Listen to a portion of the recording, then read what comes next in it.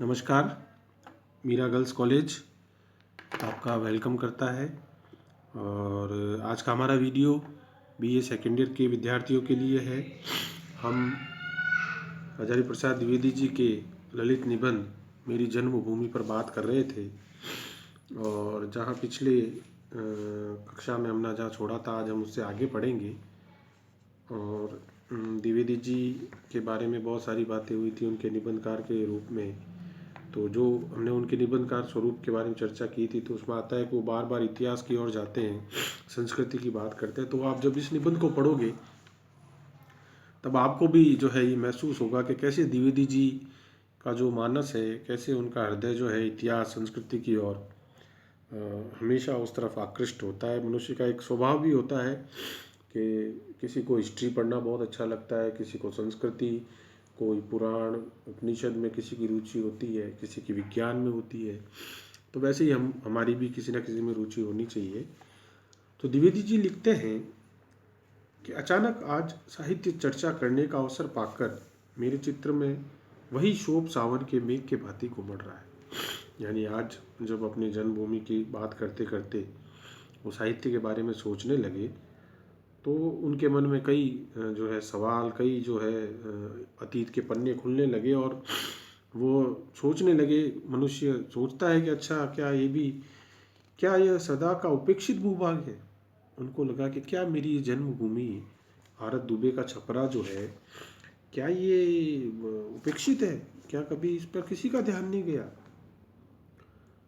बुद्ध जी जहाँ जहाँ गए थे उन स्थानों का यदि मानचित्र बनाया जाए तो निसंदेह उनका पदार्पण इधर हुआ होगा। पर प्रमाण का? महात्मा गौतम बुद्ध बहुत बड़े आप जानते ही हैं, बौद्ध धर्म के संस्थापक, और वो भी उधर से ही थे। तो द्विवेदी जी कहते हैं कि अगर बुद्ध देव इतना घूमे फिरे हैं तो हो सकता है उनके गांव से निकले हो। और ये संभव भी है, क्योंकि इतिहास तो हम उस तरह से नहीं देख सकते, लेकिन संभावना तो बनती है कि उनके गांव से भी होके वो गए होंगे। एक रचनाकार तो सोचता है। स्कंदगुप्त की विराट वाहिनी भीतरी गांव होते हुए गई थी। यहाँ क्या स्कंदगुप्त, जो आपके गुप्त सम्राट थे, बहुत बड़े, कुमारगुप्त के पुत्र, और जिन्होंने गुप्त साम्राज्य को एक बहुत बड़ा वर्चस्वशाली साम्राज्य बनाया था, महान शासक थे, तो क्या उनकी वाहिनी इधर से निकली होगी? गौतम बुद्ध निकले होंगे, कुमारगुप्त निकले होंगे। निसंदेह उन्होंने इस भूमि पर कोई ना कोई महत्वपूर्ण घोषणा की होगी, पर सबूत का हो सकता है ऐसे महान लोगों का इस गांव में आगमन हुआ होगा, कुछ कहा भी होगा उन्होंने, कुछ घोषणा भी की होगी, लेकिन आज उसका कोई सबूत नहीं है। और होता भी है, कई कई बार हम खुद भी किसी किसी गांव में अचानक पहुंचते हैं और वहाँ पता चलता है कि जो है फलाने महान व्यक्तित्व का यहाँ एक बार आगमन हुआ था, या वो यहाँ रुके थे। या जैसे हमारे एक मित्र हैं, उनकी जो गांव में जो हवेली है, तो जब विवेकानंद खेतड़ी आए थे, तो वो मित्र कहते हैं कि जो है उनकी जो हवेली है उसी में वो वहाँ पर रुके थे एक रात को। तो अब ये बात उनके देख लीजिए कि पूरे परिवार में जो है, या और भी बहुत सारी प्रॉपर्टीज़ और बहुत सारी उनकी संपत्ति और घर होंगे, लेकिन वो जिक्र किसका करेंगे कि भाई मेरे उस गांव के घर में जो है विवेकानंद एक रात्रि को रुके थे हवेली में। तो ये फिर बहुत बड़ी बात हो जाती है, महान व्यक्तित्वों का आना और रुकना और जाना। वही द्विवेदी जी कह रहे हैं, कुमार जीव के पिता निसंदेह इसी भूभाग के नर रत्न थे, पर मैं कैसे बताऊं कि वे किस गांव के रहने वाले थे।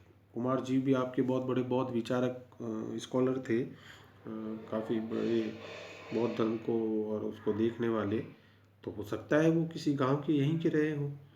गंगा और सरयू के जल सन्निपात से धौत भूमि की शोभा देखने के लिए जब कालिदास निकले होंगे तो क्या उड़कर चले गए होंगे? और संस्कृत का वो महान कवि कालिदास, जिसको वर्ल्ड लिटरेचर में हम इतना बड़ा कवि मानते हैं, और आज भारत के बाहर अगर यदि किसी कवि की बात होती है जिसको बाहर बहुत सारे लोग जानते हैं, तो निसंदेह उनमें वाल्मीकि, कालिदास जैसे कवियों का नाम सबसे ऊपर आता है। तो द्विवेदी जी कह रहे हैं कि क्या वाल्मीकि जब गंगा और सरयू की अलौकिक छटा को निहारने निकले होंगे, तो क्या ये संभव नहीं है उनके गांव से निकले होंगे कालिदास? निसंदेह इन गांवों में कहीं ना कहीं तो ठहरे होंगे, और हो सकता है इन्हीं गांवों में कहीं ना कहीं ठहरे हो। आज हमारे पास कोई सबूत नहीं है, कोई हमारे पास ऐसा कैमरा नहीं था वरना सेल्फी ले लेते, आज की तरह अगर कोई होता वीडियो बना लेते तो शायद पता रह जाता कि हाँ भाई, आजकल तो लोग हर बात बात पे बना लेते हैं, ऐतिहासिक क्षणों की तो जरूरत ही नहीं है उनको। निस्संदेह इन गांवों में कहीं ना कहीं ठहरे होंगे। बहुत संभव है कि रघुवंश के महत्वपूर्ण सर्गों का कोई हिस्सा इधर ही लिखा गया होगा। और ये भी संभव है कि जो कालिदास का महान नाटक है रघुवंश, वो शायद यहीं कहीं लिखा गया हो। परंतु मेरी बात का विश्वास कौन करेगा? लेकिन द्विवेदी जी कहे कि ये हो सकता है मेरी जन्मभूमि के प्रेम के कारण मैं ऐसा कह रहा हूँ, मेरी बातों पर विश्वास कौन करेगा? मैं साहित्य की चर्चा करने का अवसर पाकर असल में उतना प्रसन्न नहीं हूँ जितना होना चाहिए। यानी मैं जो लिटरेचर की बात या कर रहा हूँ, अवसर मिल गया मुझे करने के लिए, मैं उतना खुश नहीं हूँ जितना होना चाहिए।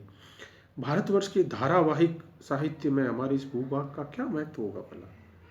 कह रहे इतना विशाल भारत भूमि है, अपना महाद्वीप ही अपने आप में एक सैकड़ों संस्कृतियों हजारों सालों से जो है उसकी ये भूमि रही है, और उसमें एक छोटे से गांव का क्या महत्व रहा होगा? अगर वास्तविकता से हम देखें तो क्या उसका वो रहा होगा? अच्छा समझिए या बुरा, मेरे अंदर एक गुण है जिसे आप बालू में से तेल निकालना समझ सकते हैं। द्विवेदी जी कहते बालू में से तेल निकालना एक मुहावरा है, यानी रेत में से तेल निकालना कहाँ निकलता है? असंभव कार्य करना, बेहद बेहद कठिन, बेहद असंभव कार्य करना, उस मुहावरे का अर्थ होता है बालू में से तेल निकालना। तो द्विवेदी जी कहते हैं आपको कि व्यक्तित्व की छाप आई। देखिए निबंधकार की दूसरी विशेषता, एक एक आप गौर से पढ़ेंगे निबंध तो आती जाएगी कि वो तो बालू में से तेल निकालना हुआ, यानी रेत में से कोई तेल निकलता है। मैं बालू में से तेल निकालने का सचमुच प्रयत्न करता हूँ, बशर्ते वो बालू मुझे अच्छी लगे। द्विवेदी जी कहते हैं वो भी तो साहित्यकार है, फिर वो भी तो कलाकार है। वो कहते हैं मैं तो रेत से भी तेल निकालता हूँ, लेकिन वो अच्छी होनी चाहिए, मुझे अच्छी लग जाए। एक साहित्यकार यही तो होता है, जहाँ ना पहुँचे रवि वहाँ पहुँचे कवि, जहाँ सूर्य नहीं पहुँचता वहाँ कवि पहुँच जाता है। और यह बात अगर मैं छिपाऊं भी तो कैसे छिप सकेगी कि मैं अपनी जन्मभूमि को प्यार करता हूँ। सभी करते हैं, कौन नहीं है ऐसा जो अपनी जन्मभूमि को प्यार नहीं करता? तो द्विवेदी जी कह रहे हैं कि मैं ये बात कैसे बता छुपा सकता हूँ कि मैं अपनी जन्मभूमि से प्यार नहीं करता हूँ, सभी करते हैं। नेह के गोई रहे सखी लाज, सो कैसे बंदे जल जाल के बांधे। पानी को कभी कोई जाल से बांध सकता है क्या? कैसे बंदे जल जाल के बांधे, यानी जिस प्रकार से किसी जाली से जाल से पानी को नहीं बांधा जा सकता, वैसे नेह की गोई रहे सखी, वैसे कोई जो है अपने स्नेह को, प्रेम को कोई लज्जा से बांध सकता है? यानी कोई अगर सच में जिसको कि प्रेम है अपनी मातृभूमि जन्मभूमि से, तो क्या वो जो है उसको बांध सकता है? उसको कोई कोई जाल नहीं बांध सकता उसको, उसके लिए। और आप देखिए कि हमारी इतनी बड़ी जनसंख्या जो है आज विदेशों में रहती है, लेकिन वो हमारे सभी त्योहार, हमारे सभी जो है उन सब चीज़ों को सेलिब्रेट करती है वहाँ। क्यों करती है? क्योंकि आज भी वो जन्मभूमि जो है उनके हृदय से नहीं निकली। उनकी कई पीढ़ियाँ हो गई वहाँ रहते हुए, इंग्लैंड, अमेरिका, ऑस्ट्रेलिया, कनाडा, लेकिन आज भी भारत उनके हृदय में है। ये जन्मभूमि का प्रेम है। ये जहाँ व्यक्ति जन्म लेता है, जिनके साथ खेलता कूदता बड़ा होता है, जिस मोहल्ले में वो रहता है, उस जगह जो है वो जो है वो उससे उसका वैसा स्नेह हो जाता है जैसा फिर कभी जीवन में नहीं होता। मेरा विचार यह है कि साहित्य का इतिहास कुछ बड़े बड़े व्यक्तियों के उद्भव और विलय के लिखे जोखे का नाम है। बहुत अच्छी बात लिख रहे हैं द्विवेदी जी, और व्याख्या के आने वाला ये कोटेशन है, व्याख्या के लिए कभी पूछा जाए अगली 4 लाइनें। मेरा विचार यह है कि साहित्य का इतिहास कुछ बड़े बड़े व्यक्तियों के उद्भव और विलय के लेखा जोखा नहीं है। यानी हमारी जो हमेशा से दृष्टि रही है ना, कि किसी भी इतिहास साहित्य में हम केवल बड़े लोगों की चर्चा करके ही रह जाते हैं। हम इतिहास में भी केवल बादशाहों और राजाओं के बारे में ही बात करते हैं, वहाँ किसान नहीं है, मजदूर नहीं है, आम आदमी नहीं है, उसके बारे में कोई बात ही नहीं होती इतिहास में, समाज में नहीं होती उसके बारे में बात। तो वही साहित्य के साथ होता है, बड़े बड़े लोगों के नाम लेकर हम बैठ जाते हैं, दूसरों की चर्चा ही नहीं होती। वह जीवन मनुष्य के धारावाहिक जीवन के सारभूत रस का प्रवाह है। मेरे गांव में जो जातियां बसी है वे किसी उजड़े महल या गाड़ी हुई ईंटों से कम महत्वपूर्ण नहीं है, अधिक महत्वपूर्ण है। और जो आप देखते हैं गांव में कंपोजिट कल्चर होता है, सभी जातियों के एक एक दो दो चार चार पांच पांच घर होते हैं, उन सब से मिलकर ही गांव बसता है।